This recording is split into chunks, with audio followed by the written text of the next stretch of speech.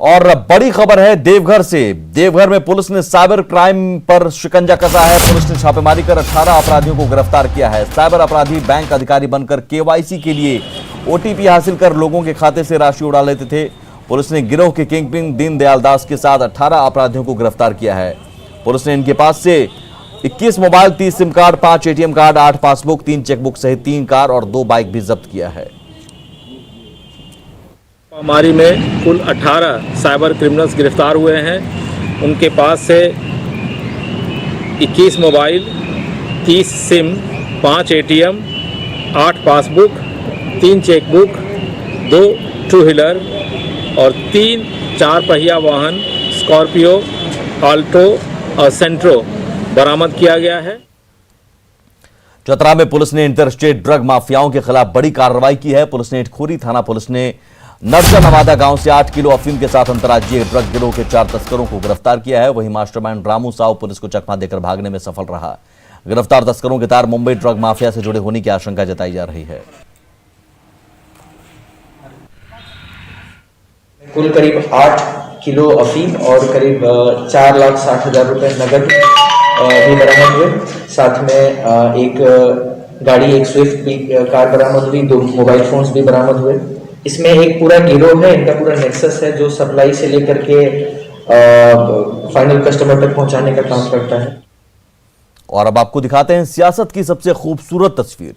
यह तस्वीर है जामताड़ा की, जहां पर्यटन क्षेत्र लदना के विकास के लिए कांग्रेस विधायक इरफान अंसारी और बीजेपी विधायक रणधीर सिंह एक मंच पर आए। दोनों ने लदना के विकास के लिए केंद्र और राज्य से ज्यादा फंड लाने का बीड़ा उठाया। केंद्र में बीजेपी की सरकार है, लिहाजा केंद्र से पैसा लाने की जिम्मेदारी रणधीर सिंह की है, जबकि राज्य में कांग्रेस और जेएमएम की सरकार है, लिहाजा पैसा लाने की जिम्मेदारी इरफान अंसारी की है। मकसद एक है, लिहाजा दोनों गेट टुगेदर के बहाने एक मंच पर आए और लदना को पर्यटन के केंद्र पर लाने का बीड़ा उठाया।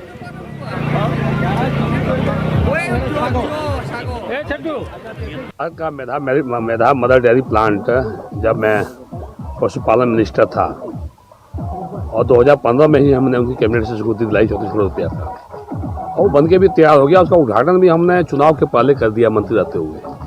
अब मुझे समझ में नहीं आ रहा है कि जिस योजना की मैंने उद्घाटन कर दिया, बन के तैयार हो गया, उस योजना का फिर से लोकार्पण करने की बात हो रही है, तो कहीं ना कहीं हास्यास्पद है। ये बात सही है कि ये योजनाएं पूर्व की सरकार की देन है, मैं इसे डिनाई नहीं करता हूँ, लेकिन जो वर्तमान सरकार है उसको अमली जामा पहना रही है। तो ऑब्वियस है कि किसी की भी सरकार बनेगी तो वो अपना माइलेज लेगा। निश्चित रूप से राज्य सरकार और भारत सरकार से ज़्यादा संख्या मात्रा में रकम की व्यवस्था यहाँ कराकर हम लोग इसको पर्यटक का और ज़्यादा अच्छा सौंदर्यीकरण के साथ साथ और बोटिंग की व्यवस्था और हमारे जो सनाली यहाँ पर उनके लिए रहने की व्यवस्था, ये सारी व्यवस्था हम लोग आने वाले समय में कराएंगे। यहाँ पे निश्चित रूप से काफ़ी आकर्षक जगह है और अभी काफ़ी यहाँ विदेशी पक्षी भी यहाँ आते हैं और आप देख सकते हैं कभी भी यहाँ पर ठंडे के दिनों में अलग ही मजा आता है यहाँ पर। नए साल पर रांची पुलिस आज रात से ड्रिंक एंड ड्राइव टेस्ट अभियान चलाएगी। हाल के दिनों में सड़क हादसों में आई तेजी को देखते हुए रांची ट्रैफिक पुलिस सख्त हो गई है। कोरोना काल में ड्रंक एंड ड्राइव टेस्ट के लिए पुलिस एनालॉग मीटर के बजाय digital breath analyser test machine को प्रयोग में लाएगी। चूंकि पुलिस के पास सिर्फ 10 digital breath analyser test machine है, लिहाजा पुलिस का काम चुनौती भरा है। 10 ही डिजिटल मीटर्स हैं मेरे पास और तकरीबन 50-60 एनालॉग मीटर्स हैं। इस बार एनालॉग मीटर से काम नहीं लिया जाएगा, कि डिजिटल मीटर से काम लेकर के हम लोग उसका पैसिव रीडिंग लेंगे, जो कि दूर से ही उसका एक्सेलेरेशन ऑफ ब्रेथ से उसका ब्लड अल्कोहल कंटेंट हम लोग नाप सकते हैं। लेकिन पैसिव मीटर रीडिंग में दिक्कत यह है कि वो कंप्लीटली एक्यूरेट वो इंडिकेशन कर सकता है, इसलिए जो भी इंडिकेशन पॉजिटिव होगा उसके बाद उसको हॉस्पिटल जांच कराया जाएगा, उसके बाद ही प्रोसिक्यूशन होगा। रांची नगर निगम क्षेत्र में नए साल में सीएनजी ऑटो को स्थायी परमिट दिया जाएगा। रांची आरटीओ की ओर से 1 दिसंबर से 30 दिसंबर तक परमिट के लिए आवेदन देने की तारीख तय की गई थी। आज से उसकी स्क्रूटनी होगी। न्यूज़ 18 संवाददाता ओम प्रकाश से बातचीत में ऑटो चालकों ने बताया कि सीएनजी काफी किफायती है।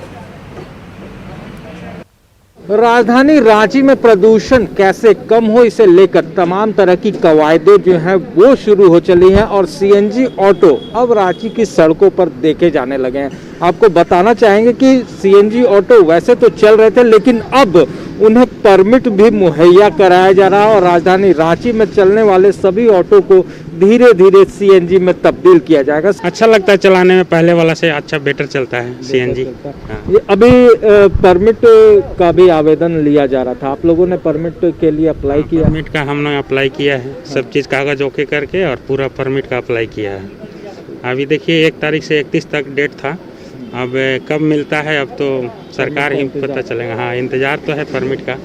ऐसे टेम्प्रोरी परमिट हम बना रखे हैं, लेकिन ये शहर का बाहर का है ना, शहर का बाहर का है। अभी अंदर के लिए हम लोग अप्लाई किए हैं। खासकर प्रदूषण के लिहाज से बात की जाए तो आज के दौर में जिस तरह की व्यवस्था है उसे लेकर सीएनजी ऑटो रांची में अब इसकी मांग बढ़ चली है और इसके प्रति जो भी चालक हैं, जो भी ऑटो चालक हैं, वो इसके प्रति आकर्षित हो रहे हैं और आने वाले दिनों में रांची को प्रदूषण मुक्त करने में सीएनजी की जो भूमिका होगी वो काफ़ी अहम होगी। तो कुछ राजधानी रांची में अब जनवरी माह से स्थायी तौर पर परमिट दिया जाएगा ताकि रांची के अंदर भी ऑटो का परिचालन जो है वो सीएनजी के माध्यम से हो पाए। कैमरामैन संजीव तिवारी के साथ ओम प्रकाश, न्यूज़ 18 रांची। देश दुनिया के लोग जब नए साल के स्वागत में जुटे हैं, हर तरफ जश्न का माहौल है, तो सरायकेला खरसावां के लोग 1948 की शहीदों को याद कर रहे हैं। साल 1948 में 1 जनवरी को खरसावां में हुए गोलीकांड में कई लोग शहीद हो गए थे, जिसे आजाद भारत की सबसे बड़ी और पहली घटना बताया जाता है। दरअसल देसी रियासतों के विलय के वक्त खरसावां के राजा अपनी रियासत को उड़ीसा में मिलाना चाहते थे, जिसका वहां की जनता ने विरोध किया। क्यों वो बिहार में मिलना चाहते थे? विरोधाभास के दौर में लोगों ने शहीद भूमि स्थल पर 1 जनवरी को एक सभा की। हालांकि इस सभा में नेतृत्वकर्ता जयपाल सिंह मुंडा नहीं आए। नेतृत्वकर्ता के बिना भीड़ में अफरा तफरी का माहौल था और उसी वक्त ओडिशा पुलिस ने वहां गोली चला दी, जिसमें कई लोग शहीद हो गए। आखिरकार सरकार ने खरसावां का बिहार में विलय कर दिया। तब से आज तक हर साल खरसावां के शहीदों को याद किया जाता है। कल मुख्यमंत्री हेमंत सोरेन, केंद्रीय मंत्री अर्जुन मुंडा समेत कई लोग शहीदों को श्रद्धांजलि देंगे। माननीय मुख्यमंत्री का कार्यक्रम प्रस्तावित है। विशेष शाखा से भी जो पत्र प्राप्त हुए हैं उसमें संभावना व्यक्त की गई है कि माननीय मुख्यमंत्री 1 तारीख को शहीद दिवस के अवसर पर खरसावां शहीद पार्क में आएंगे और अपना श्रद्धा सुमन खरसावां के शहीदों के प्रति अर्पित करेंगे। संभावना है कि 1 तारीख को माननीय मुख्यमंत्री जी का यहाँ प्रोग्राम हो सकता है, तो उसी के मद्देनजर हम लोगों ने पहले ही इस पूरे इलाके में एक बार और 3 दिन पहले हम लोग आए थे और आज भी सुरक्षा व्यवस्था का। हम खरसावां के उस ऐतिहासिक धरती पर खड़े हैं जहां आजाद भारत में पहली बड़ी घटना घटी थी। 1 जनवरी 1948 में यहाँ पर बड़ी दुर्घटना घटी थी, जब आज़ादी के बाद देसी रियासतों का भारतीय लोकतंत्र में विलय हो रहा था। उसी समय खरसावां राजा ने यहाँ के क्षेत्र को उड़ीसा राज्य में देने की सहमति दी थी, लेकिन स्थानीय जनता इसे बिहार में सम्मिलित करने के पक्ष में थी। इसी दौरान एक जनसभा का आयोजन हुआ, लेकिन जो नेतृत्व करता थे वो यहाँ नहीं पहुँचे और उसके बाद जो स्थिति अफरा तफरी की मची, उसी दौरान उड़ीसा पुलिस ने गोलियां चलाई और काफ़ी संख्या में लोग यहाँ शहीद हुए थे। उस दिन से आज तक यहाँ 1 जनवरी को खरसावां शहीद स्थल पर शहीदों को श्रद्धांजलि अर्पित की जाती है। हर साल यहाँ शहीदों को श्रद्धांजलि देने का कार्यक्रम आयोजित किया जाता है। जब से झारखंड बना तब से इस कार्यक्रम में काफ़ी भव्यता आई है। इस बार भी काफ़ी भव्य तरीके से कार्यक्रम की तैयारी चल रही है। सीएम हेमंत सोरेन यहाँ आने वाले हैं और प्रशासनिक पदाधिकारी भी काफ़ी व्यवस्था में लगे हुए हैं कि हर तरह से बेहतर तरीके से श्रद्धांजलि का कार्यक्रम आयोजित किया जा सके और इस शहीद स्थल पर जो हर साल यहाँ काफ़ी संख्या में लोग आते हैं वो बेहतर तरीके से श्रद्धांजलि अर्पित कर सके। विकास कुमार, न्यूज़ 18 सरायकेला खरसावां। और नए साल में बाबा के भक्तों के लिए बड़ी खुशखबरी है। नए साल में श्रद्धालुओं के लिए बाबा के मंदिर का पट खुलेगा। नए साल में श्रद्धालु अब करीब 12 घंटे बाबा का दर्शन कर सकते हैं। बुधवार को देवघर के डीसी सह मंदिर प्रशासक ने मंजुनाथ भजंत्री ने मंदिर में सुरक्षा स्थिति का जायजा लिया और मंदिर का पट सुबह 4 बजे से शाम 4 बजे तक खुला रखने का आदेश दिया। कोरोना संक्रमण को देखते हुए बाबा के मंदिर पर रोक लगा दी गई थी। बाद में सुप्रीम कोर्ट के आदेश के बाद रोजाना सीमित संख्या में दर्शन की अनुमति दी गई। नए साल में डीसी ने आम श्रद्धालुओं के लिए मंदिर का पट खोलने का आदेश दिया। डीसी ने इस दौरान मास्क, सैनिटाइजेशन और सोशल डिस्टेंसिंग का पालन करने का निर्देश दिया। डीसी ने श्रद्धालुओं की सुविधा और सुरक्षा के लिए मंदिर में दंडाधिकारियों और पुलिस पदाधिकारियों की प्रतिनियुक्ति का भी आदेश दिया।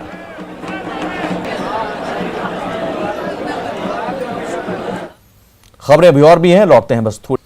नए साल पर सैलानियों के स्वागत के लिए कई जगह पिकनिक स्पॉट के तौर पर तैयार हैं। दुमका के पिकनिक स्थल भी सज धज कर तैयार हैं। जिले के मसांजो डैम, दिगल पहाड़ी डैम, बास्कीचक, तातलुई का गर्म जल कुंड ऐसे स्थल हैं जहां काफी संख्या में लोग नव वर्ष के मौके पर पहुंचते हैं। कोरोना को लेकर विशेष सतर्क रहने की जरूरत है। डीसी राजेश्वरी बी ने कहा कि होटल से लेकर पर्यटन स्थल तक सरकार की गाइडलाइन का पूरा पालन किया जाएगा।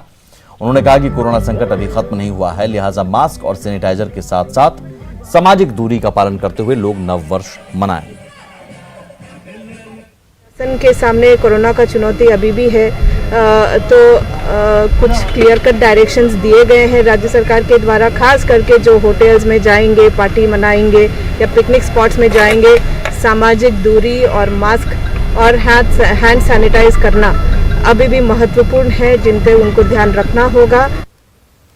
पलामू के सतबरवा मलय डैम पर पर्यटकों की भारी भीड़ उमड़ रही है। पुराने साल को विदाई देने और नए साल का जश्न मनाने लोग परिवार के साथ पहुंच रहे हैं। डैम में बने टापू और बोटिंग लोगों को लुभा रही है। सतबरवा के मलय डैम का जायजा लिया पलामू संवाददाता नीलकमल ने। पलामू के मलय डैम में इस वक्त मैं मौजूद हूं। देख सकते हैं कि ये यहाँ की जो मलय डैम में बोटिंग की व्यवस्था की गई है। आपको बता दूं कि सैलानियों की भीड़ यहाँ उमड़ने लगी है। यहाँ प्रति वर्ष जो है काफ़ी संख्या में सैलानी आते हैं। जो आप देख सकते हैं कि ये दाहिनी ओर जो बाईं ओर जो बड़ा टापू है, उसके अलावे भी आप देख सकते हैं कि कई टापू यहाँ इस डैम के बीचों बीच हैं जो आकर्षण का केंद्र होते हैं। बोट के माध्यम से इन टापुओं पे लोग जाते हैं, अपने परिवार के साथ यहाँ पे आते हैं, मौज मस्ती करते हैं। अभी नए साल का आगाज़ हुआ है, यहाँ पे लोग जो हैं सैलानी पहुँच रहे हैं और पूरा यहाँ जो है अपने परिवार के साथ मस्ती करते हैं। मैं दिखाने की कोशिश करूँगा एक बार कि पूरा जो इलाका है काफ़ी लंबा चौड़ा ये डैम है। बहुत लोग आता है लेकिन नंबर नहीं मिलता, कितना घूम के चल जाता है बोट के कारण। 2 ही बोट है यहाँ। हाँ। मोटर बोट है ही नहीं। मोटर बोट वगैरह होता तो और ज़्यादा होता। हाँ, एकदम ये प्रकृति का ऐसा देन है। आप चारों तरफ से देख सकते हैं कि हम लोग एक आइलैंड जैसा महसूस कर रहे हैं कि चारों तरफ देखिए पहाड़ों के बीच में पानी और पहाड़ दिखिए है। और यहाँ अगर इस जगह को विकसित कर दिया जाए, हम लोग बहुत खुशी से आते हैं। साल भर के बाद मौका मिलता है तो हम लोग यहाँ पे आते हैं, घूमते हैं, फिरते हैं और कुछ इसमें बेहतर कुछ आ जाए। प्रकृति का हर चीज़ इसमें भरपूर भरा हुआ है। तो कहीं ना कहीं जो भी पर्यटक यहाँ आते हैं सबके मन में एक ही मलाल होता है कि ये मलय डैम जो है और विकसित होता तो यहाँ दूसरे प्रदेश के भी सैलानी पहुँचते हैं। नीलकमल, न्यूज़ 18 पलामू। आगे बढ़ते हैं। बोकारो सदर अस्पताल के एनआईसीयू में ऑक्सीजन सेंसर पिछले 1 सप्ताह से खराब है। 1 सप्ताह पहले ऑक्सीजन सेंसर जल गया था, जिससे गंभीर रूप से बीमार बच्चों को वेंटिलेटर सुविधा उपलब्ध नहीं मिल पा रही है। बताया जा रहा है कि बेंगलुरु या हैदराबाद से मेडसिटी कंपनी के इंजीनियर आएंगे तभी ऑक्सीजन सेंसर ठीक हो पाएगा। यानी ये कब तक ठीक होगा कहा नहीं जा सकता है। फिलहाल गंभीर हालत में यहां से बच्चों को रेफर किया जाता है। खराब जरूर है, सीपैप बोलते हैं उसको, और उसके अंदर रहता है वो ऑक्सीजन सेंसर। तो जिस बच्चे में वो लगाने की जरूरत होती है उसमें अभी थोड़ी कठिनाई आ रही है, क्योंकि उसमें वो सेंसर खराब हो गया है। उसका हम लोग बनवाने का कोशिश कर रहे हैं, बहुत जल्दी उसका रिपेयर हम लोग करवा लेंगे। और इसी के साथ इस बुलेटिन में इतना ही, लेकिन आगे भी खबरों का सिलसिला लगातार जारी है। नमस्कार।